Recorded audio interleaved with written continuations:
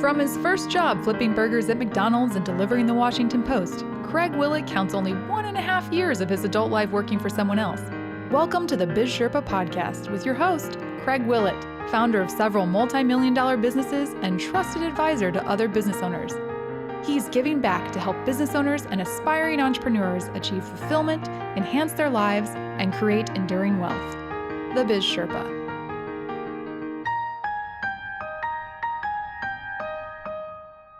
This is Craig Willett, the Biz Sherpa. Welcome to the Sherpa's Cave. I'm grateful that you joined me today from my home in Park City, Utah. I really feel this is something very important for me to share with you because I think there's a lot going on in our country nowadays where we tend to lose our identity. We tend to overlook why our country was founded. And one of the things that I want to be sure that we talk about that's very important is what runs through all human DNA. The author of Life Dreams, Case Lane, once said, entrepreneurial strain runs through the human DNA. You know, you would think that a country founded based on freedoms, when you think about people who left their countries, not to come here to find a job, but they came here to escape oppression. And they were able to express themselves. Most of them were business owners. You would think we would rank the United States as one of the highest ranking countries for entrepreneurship. Well, in fact, we don't. We rank number 7 to number 15, depending on which survey you look at. And that's why I started this podcast, so that I can inspire people to own businesses. I think one of the big reasons is access to capital. I think there are countries out there where governments make money available to their citizens to start businesses.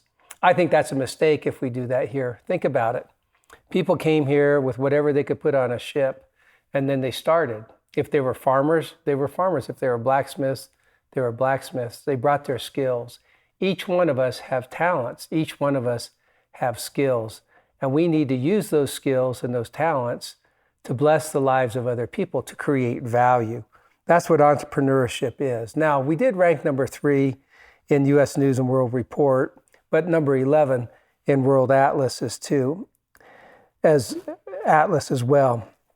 You know, the best capital we have is our human capital, our penchant for ingenuity.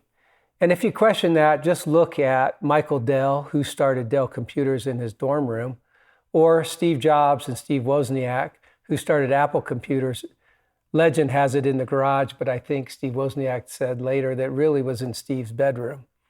Now, regardless of what it was, they were bootstrapping their business. They were starting from the ground up. In fact, Apple, Steve Jobs and Steve Wozniak, what they did is paid neighborhood kids to come over and help them assemble the computer boards that they were building. You know, we don't need venture capital. We don't need large sums of money to start businesses. We need good ideas. We need ingenuity. We need passion. And when we have that passion, we can do things. Think about Henry Ford. He said, "There is safety in small beginnings, and there is unlimited capital in the experience gained in growing." You know, I think that's what it is. That's what it takes. Sure, it's risky.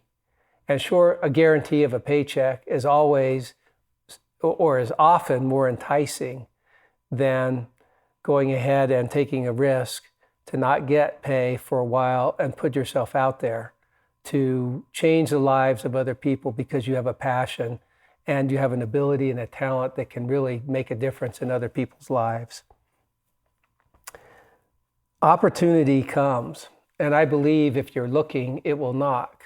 For me, it may be as simple as when I was a teenager playing on the high school football team, going to and from practice with my neighbor, Gary Wingate, as a sophomore in high school. So I was 14, almost 15 years old. I was 15. Gary said to me one day, he goes, "Craig, you know, I deliver the Washington Post in the mornings and I'm kind of getting tired of doing it and want to give up the route. Are you interested?" I took up Gary's offer and started delivering the Washington Post and did it for a number of years. It required about an hour at 5:30 in the morning 6 days a week, and then the Sunday paper was big. I had to get up and stuff it, meaning put all the sections together and then put it on my bike, and it took at least 7 trips on the bike because the paper was probably 5 times as thick as any daily that the Washington Post published because of all the ads and the comic section, of course. That was my favorite. So while I was packing them, I'd lay one out and kind of read it. But, it might be as simple as my first job at McDonald's that I talk about once in a while, and that is that a friend of mine in high school said that she managed a certain McDonald's restaurant and was as an assistant manager, and they were looking for someone. So I took the opportunity. We have to look and understand when that opportunity knocks.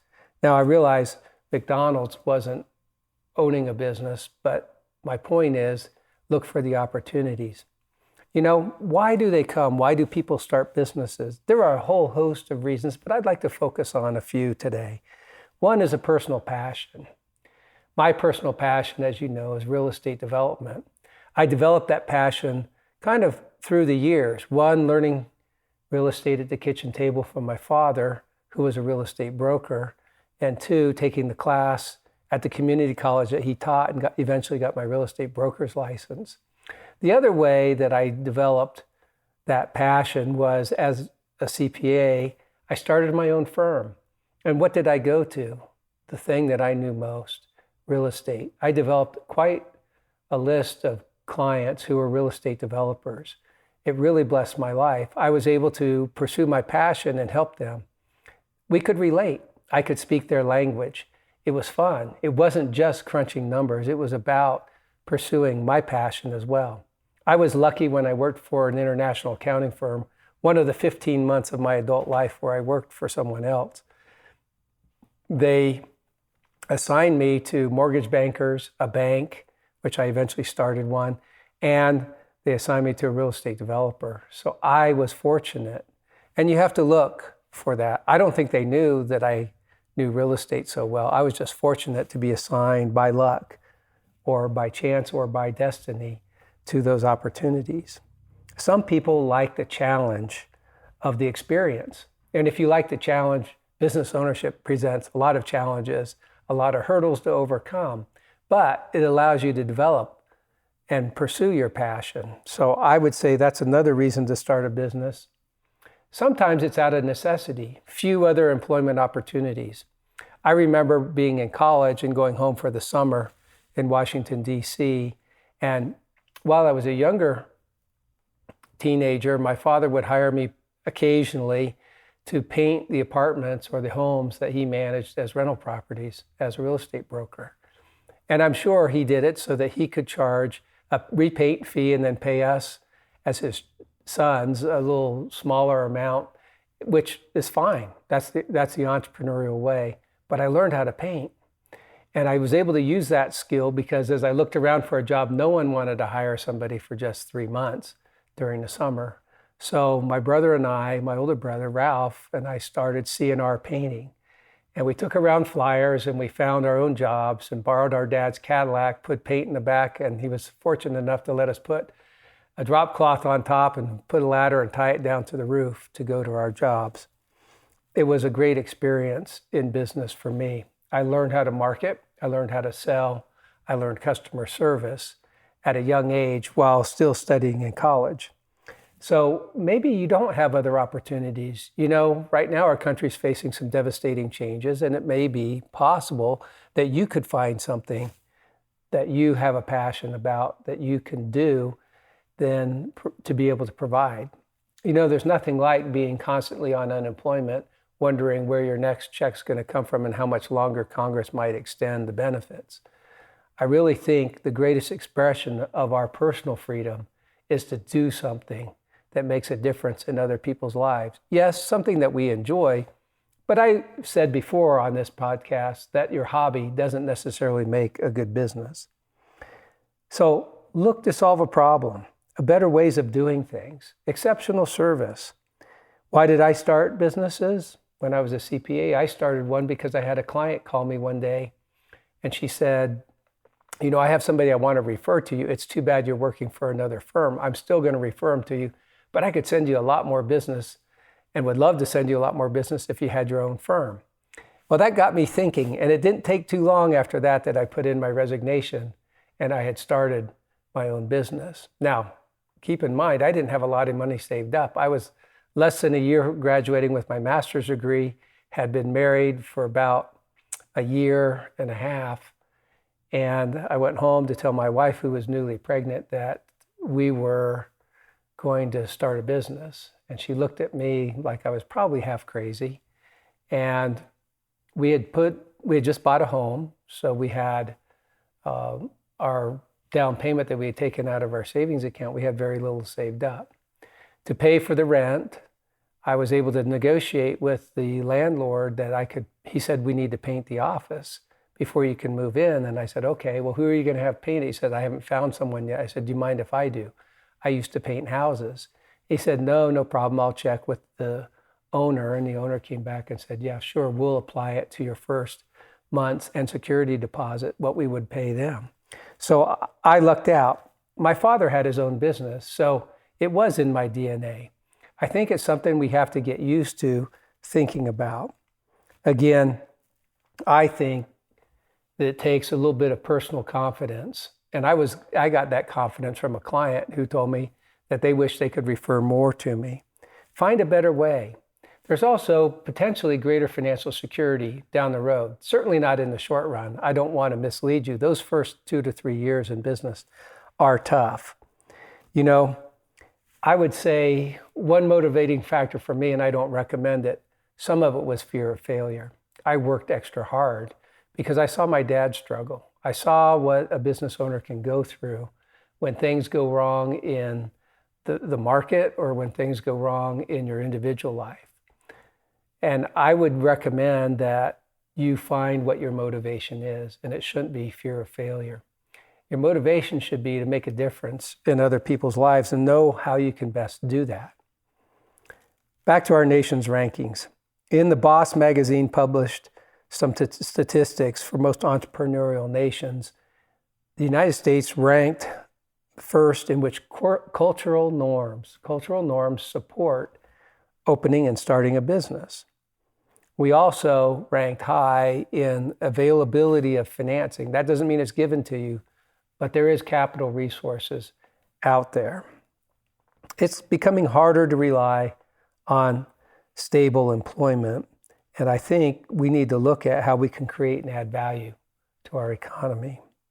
As a friend of mine recently said, Robert Kogadal, who you saw as a guest on this podcast, and if you didn't see it, go see the one, Accidental Success.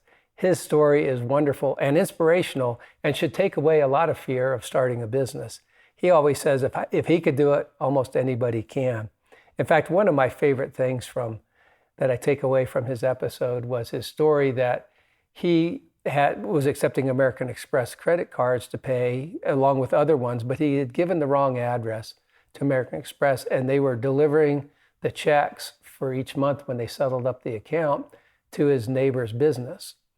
And he didn't receive them. Then he entered into a contract to purchase an office building, and he's wondered where he could get the down payment. Well, his neighbor came over with a pile of checks, and it was enough for his down payment. So talk about not being organized and maybe not having a plan. Sometimes success can help find us. Like I say, opportunity knocks. But anyway, Robert said, roadblocks are no obstacle for the person who has learned to listen to that part of their heart and mind that envisions something unique that they are called to create. Can you hear that small voice that says, I have to try this? Never deny yourself the wisdom of listening to that instinct. So I guess what I'm saying is I'd love to inspire entrepreneurship and business ownership, but the best way to do it isn't to give you a formula, but to allow you to have time to have introspection, know what your talents and your gifts and your abilities are, and how you can make a difference in other people's lives. As you do that, you will find great success will come your way. We can sit back and watch life on social media and TV pass us by while we weigh in once in a while on how we feel about what we're observing, or we can get up and get out and add value, get up and get out and add value to other people's lives through personal and unique talents and abilities. Know what yours are and then look for those opportunities. Again, the people who came to North America from other countries came for freedom. And that freedom, it was not to have a job and a guarantee of a successful life. It was the ability to express themselves, to live true to their principles and their values. I think that's what it takes. That's what embodies business ownership. It allows you to live true to your principles and values. That expression of freedom should resonate in your heart. As I started this, I gave you a quote about the entrepreneurial DNA residing in all humans. I believe that entrepreneurial spirit resonates in the hearts of all human beings.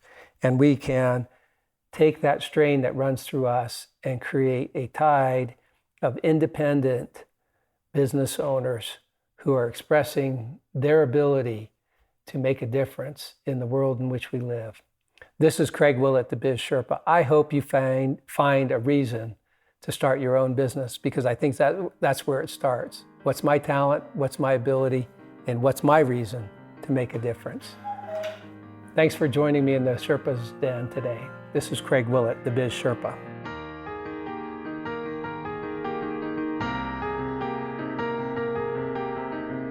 Be sure to go to our website to access the resources related to this episode at www.bizsherpa.co. If you enjoyed this show, tell your friends about us and be sure to rate our podcast.